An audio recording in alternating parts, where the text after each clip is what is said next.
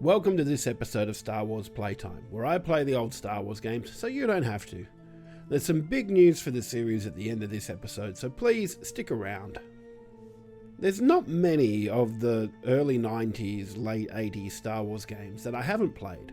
I cut my teeth on Super Star Wars and the X-Wing series of games and really grew into them.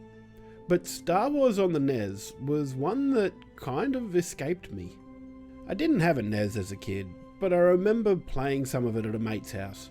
Going from Super Star Wars on the Super Nintendo back to Star Wars on the NES was a little bit more than my young mind could handle. I have a copy of Star Wars for the NES and a working NES, so I get to experience this game on original hardware. Let's get into the game.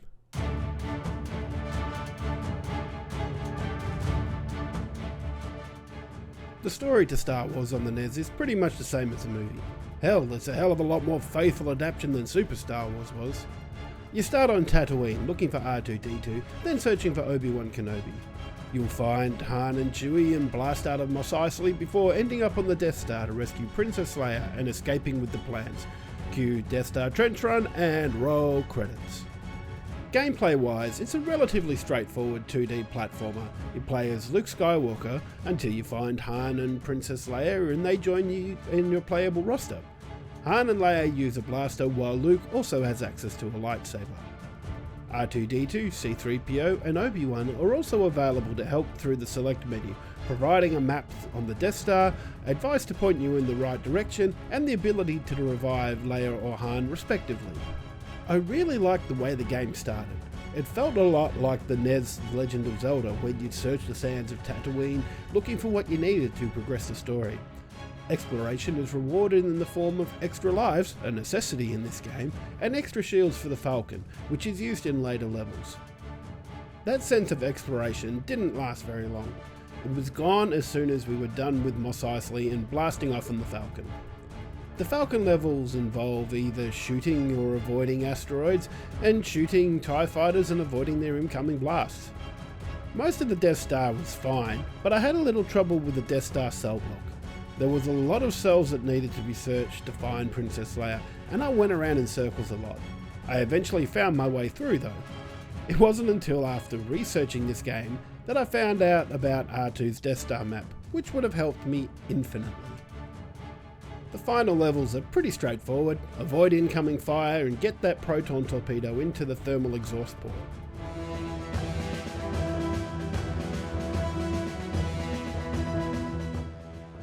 There's not much more I can really say about that game. It's quite fun, but very difficult. It's really interesting going back and playing some really early Star Wars games. Sometimes their lofty ambitions far outstrip the reality of the hardware that they were made for. In the case of Star Wars for the NES though, it uses it really well. The only real issue I had was the Death Star cell block level, and that was because I didn't read the manual like you're supposed to when you play games that come from this era. The game is hard though. Getting through all these levels with limited lives and continues did my head in.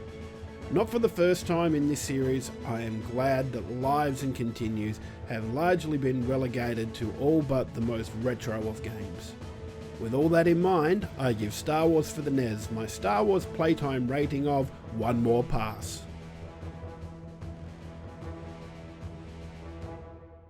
I mentioned the big announcement at the beginning of this episode.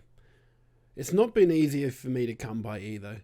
I've had so much fun revisiting these old Star Wars games and getting the chance to try some that I missed over the last 2 years.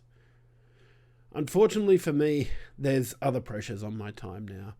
The last few episodes have felt like a chore to put together, and finding the time to play the game and do a video on it is becoming harder and harder for me. Sadly, I've made the decision to step back from Star Wars Playtime just for a while. That doesn't mean there won't be any more videos, it's just that they'll be less frequent. I'm hoping that by removing the deadline from the equation that I'll find the joy again and I won't be so pressured to be able to come up with these videos, and I'll be able to create better videos for everybody to watch. I want to thank all of you for watching.